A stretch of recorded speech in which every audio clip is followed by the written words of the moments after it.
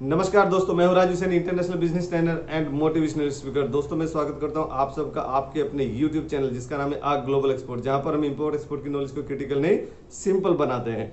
तो दोस्तों आज एक इंटरेस्टिंग टॉपिक लेके आया हूं मैं आपके लिए एक छोटी सी वीडियो में। जैसे लास्ट वाली वीडियो में हमने डिस्कस किया था है लेटर ऑफ क्रेडिट की इंपॉर्टेंस और लेटर ऑफ क्रेडिट क्या होता है, तो अभी उसका ही जस्ट कनेक्टिंग उससे ही दूसरा वीडियो है कि type of letter of credit, type of letter of credit 12-13 type के लेटर ऑफ क्रेडिट होते हैं। तो वो सब वन बाय वन डिस्कस करेंगे कि इसका क्या इंपॉर्टेंस है और कौन सा एलसी एक्सपोर्टर के फेवर में है, कौन सा एलसी इंपोर्टर के फेवर में है। तो वो सब एक बार इसमें डिस्कस करेंगे। दोस्तों वीडियो शुरू करने से पहले मैं आप सबसे रिक्वेस्ट करूंगा दोस्तों, अगर वीडियो आपको अच्छा लगता है तो जरूर लाइक कीजिए और दोस्तों में अपने शेयर कीजिए, फैमिली मेंबर में शेयर कीजिए, हर एक उस हिंदुस्तानी तक इसको पहुंचाइए जो इंपोर्ट एक्सपोर्ट के बिजनेस में आना चाहते हैं या इंपोर्ट एक्सपोर्ट का बिजनेस एग्जिस्टिंग कर रहे हैं या फिर जो जॉब कर रहे हैं और बिजनेस में आना चाहते हैं, उन सब तक ये आप वीडियो को शेयर कीजिए। जो नए व्यूवर्स हैं उनसे रिक्वेस्ट है कि आप चैनल को सब्सक्राइब कर लीजिए ताकि इंपोर्ट एक्सपोर्ट रिलेटेड और इंटरनेशनल बिजनेस रिलेटेड जो भी अपडेटेड इंफॉर्मेशन है वो डायरेक्ट आपके मोबाइल पे सबसे पहले आए।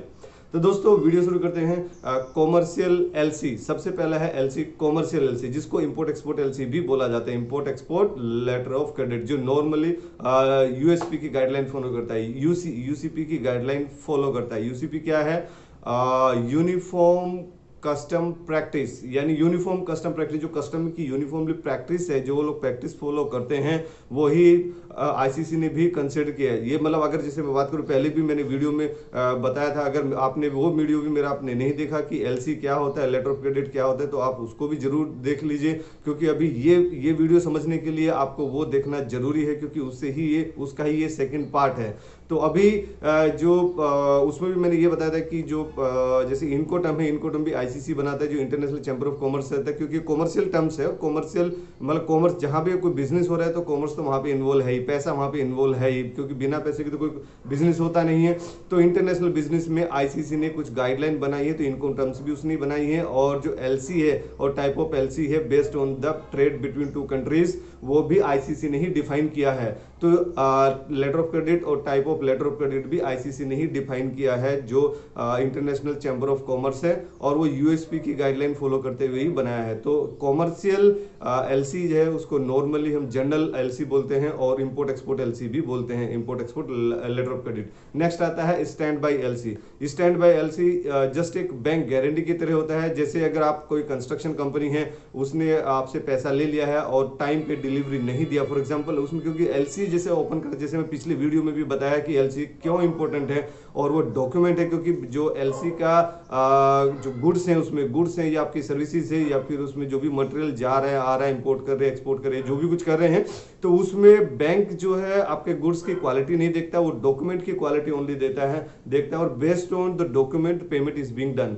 तो उसमें मैंने यही बताया था कि एलसी जो है वो एकदम से बैंक गारंटी जैसा ही, बट पर्पस इज डिफरेंट। लेकिन स्टैंड बाय बिल्कुल आपके एकदम से आपको ये दिखेगा कि ये बिल्कुल बीजी की तरह है। बीजी क्या है? Bank guarantee. बैंक गारंटी यानी अगर कोई कंस्ट्रक्शन कंपनी है और आपसे कुछ पैसा लिया है उसने और वो टाइम पे डिलीवर नहीं करता है, या फिर आपका जो कॉन्ट्रैक्ट है बिटवीन सेलर और बायर, या फिर between buyer and service provider, जैसे अगर हम बात करें कंस्ट्रक्शन कंपनी वो सर्विस प्रोवाइड कर रही है या फिर वो एक घर आपको बना के दे रही है, आपका फ्लैट बना के दे रही है, तो अगर वो टाइम पे नहीं दे पाती, डिलीवर नहीं कर पाती है, तो उसके लिए ही ये स्टैंड बाय एलसी बनाया गया है। तो स्टैंड बाय एलसी वहां पर ओपन होता है। Normally stand by LC open करने की जरूरत नहीं है, लेकिन ये कि सपोर्टिंग डॉक्यूमेंट होता है। सपोर्टिंग डॉक्यूमेंट, अगर आपका कॉन्ट्रैक्ट ब्रीच होता है तभी आपका स्टैंड बाय एलसी ओपन होता है और आपको उसमें पेमेंट मिल जाती है। नहीं अगर जैसे कोई जो सेलर है वो डिफॉल्ट करता है या बायर है वो डिफॉल्ट करता है, या फिर जो कंपनी, जैसे मैंने एग्जांपल के तौर पे आपको बताया कि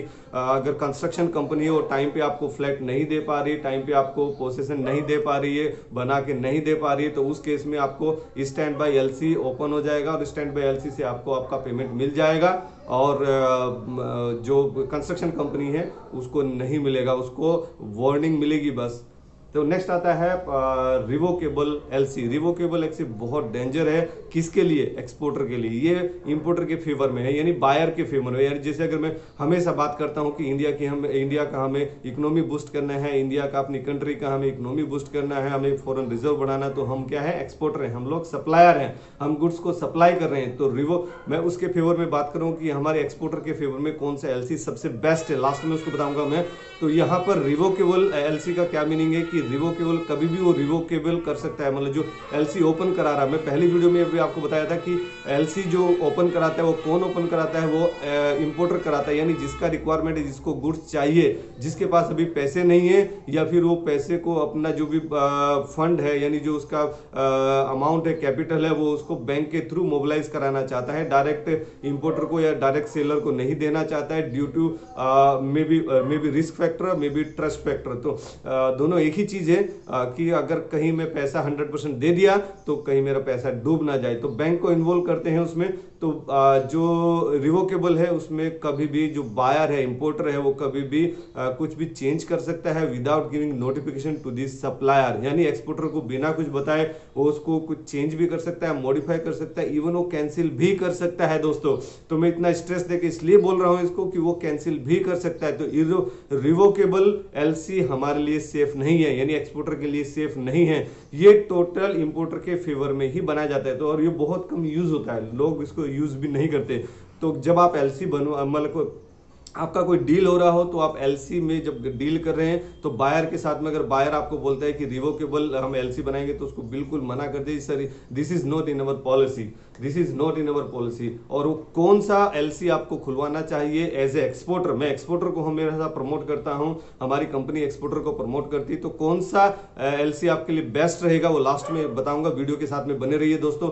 नेक्स्ट आता है इरिवोकेबल एलसी। तो इरिवोकेबल जैसे आपको नाम से पता चला, रिवोकेबल इरिवोकेबल मतलब वो रिवोकेबल कर नहीं सकता, यानी वो चेंज नहीं कर सकता, यानी जो इंपोर्टर है वो उसे मॉडिफाई नहीं कर सकता, कोई चेंजेस नहीं कर सकता unless until agreed between the parties. तो वो कौन पार्टीज होगी?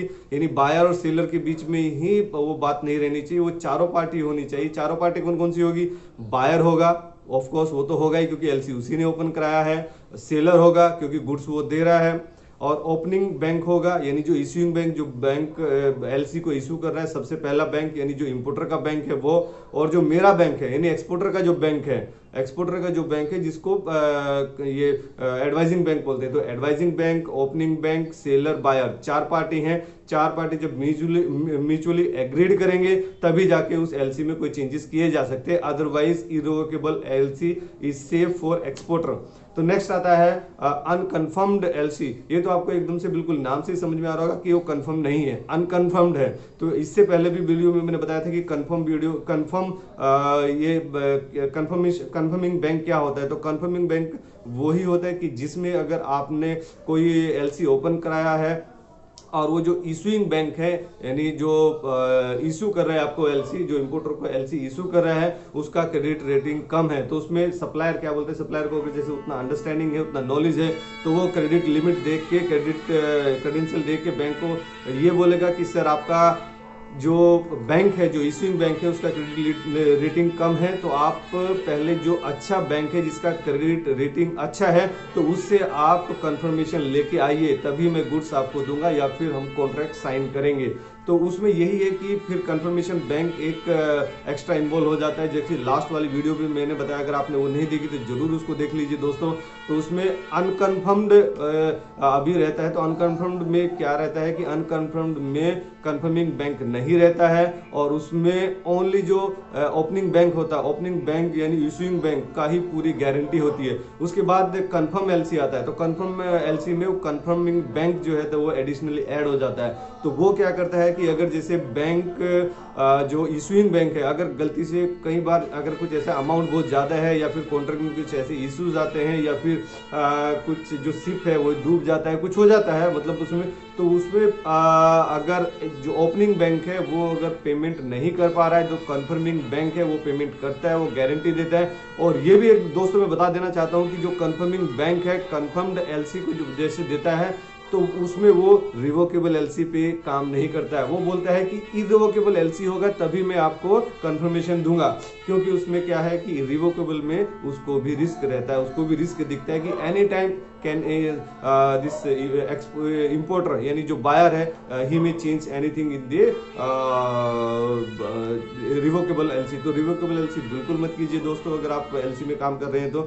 नेक्स्ट आता है ट्रांसफॉर्मेबल एलसी। ट्रांसफॉर्मेबल बिल्कुल एकदम से नाम से आपको समझ में आएगा। ट्रांसफॉर्मेबल मतलब जिसमें आप जो एक्सपोर्टर है अपने राइट्स से वो ट्रांसफर कर सकता है। जैसे अभी मैं एक्सपोर्टर हूँ, मैं मर्चेंट एक्सपोर्टर हूँ, तो मर्चेंट एक्सपोर्टर क्या करता है, मैन्युफैक्चरर से कुछ गुड्स लेता है तो वो अपने राइट्स जो है वो मैन्युफैक्चरर को भी ट्रांसफर कर सकता है। तो ये ट्रांसफरेबल एलसी बहुत ज़्यादा ऐसे यूज भी नहीं होता है। नेक्स्ट आता है back to back LC. Back to back LC एक ये अच्छा एक समझने की चीज़ है दोस्त। बैक टू बैक एलसी क्या होती है, जैसे मैं एक्सपोर्टर हूँ, मर्चेंट एक्सपोर्टर हूँ और मुझे गुड्स से किसी मैन्युफैक्चरर से लेना है या उससे बनवाना है, तो अभी जैसे मेरा डील हुआ है $100 का, $100 का मेरा डील हुआ है एक्सपोर्ट इंपोर्टर के साथ में, यानी मेरा जो बायर है वो $100 मुझे देगा। मेरा कॉन्ट्रैक्ट वैल्यू जो है यानी मेरे एलसी का जो वैल्यू है $100 है। तो अभी मेरे पास अगर जैसे अभी इमीडिएट पैसे नहीं है, इमीडिएट कुछ फंड नहीं है, तो मैं क्या करूंगा, मैन्युफैक्चरर से गुड्स लेना है मुझे तो उसको भी पैसे देने हैं, तो मैं जो मेरा बैंक रहेगा मैं अपने बैंक को बोलूंगा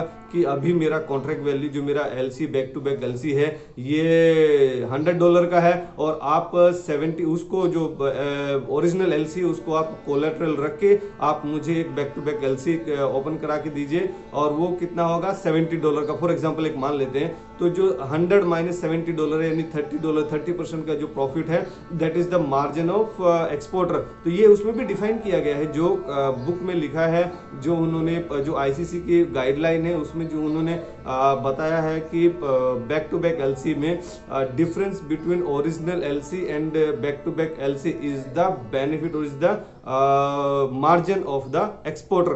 तो वो खुद भी यही बोलते हैं कि दोनों का जो, क्योंकि जो बैक टू बैक एलसी में जितना भी ओरिजिनल एलसी का वैल्यू है उतना बैक टू बैक एलसी का वैल्यू वो नहीं दे सकता, क्योंकि वो ये बोलेगा कि आप अगर इंपोर्टर से उतने पैसे ले रहे हैं, उतना अमाउंट आप ले रहे हैं बायर से, तो उतना आपको जरूरत नहीं है। जरूरत है माइनस आपका जो आपका मार्जिन है, प्रॉफिट मार्जिन है, प्रॉफिट मार्जिन को आप माइनस करके वो आप एलसी आप ले लीजिए बैक टू बैक एलसी। तो अच्छी समझने की चीज थी दोस्तों। नेक्स्ट आता है रेड क्लूज और फिर उसके बाद है ग्रीन क्लूज। तो हम रेड क्लूज को ले लेते हैं। नेक्स्ट रेड क्लूज में क्या रहता है कि अगर जैसे मैं एक्सपोर्टर हूं और मुझे कुछ फंड एडवांस में चाहिए तो एडवांस में मैं ले सकता हूं रेड क्लूज के थ्रू उसमें, लेकिन रेड पिंक से उसमें लिखा जाएगा। उसको रेड क्यों बोला गया कि रेड पिंक में उसमें लिखा जाएगा, उसमें भी अंडरटेकिंग आपको लेना पड़ेगा, रिटर्न अंडरटेकिंग उसमें लेना पड़ेगा कि बाद में वो एडजस्ट हो जाएगा। जैसे एलसी का जो टोटल अमाउंट है अगर आप अभी मतलब पूरा एडवांस में अगर वो नहीं दे रहा, कुछ आपको एडवांस 10%, 20%, 30% जो भी आपको एडवांस अभी दे रहा है एलसी में, तो रेड क्लूज में रेड इंक से लिखा जाएगा और फिर वो बाद में एडजस्ट हो जाएगा। ऐसे ही नेक्स्ट आता है ग्रीन क्लूज। ग्रीन क्लूज में क्या रहता है कि उसमें भी आपको एडवांस मिलेगा लेकिन उसमें रिटर्न अंडरटेकिंग लेने के बाद ही मिलेगा।